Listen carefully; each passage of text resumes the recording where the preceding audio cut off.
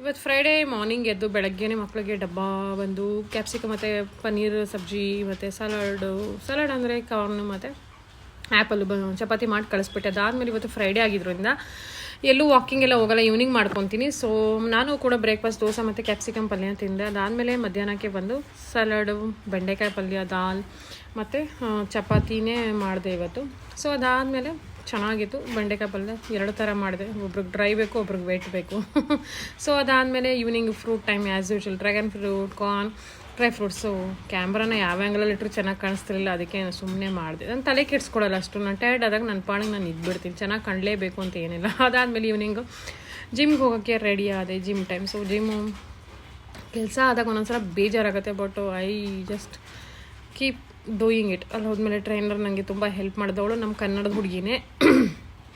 so ಅದಾದಮೇಲೆ ಮನೆಗೆ ಬಂದು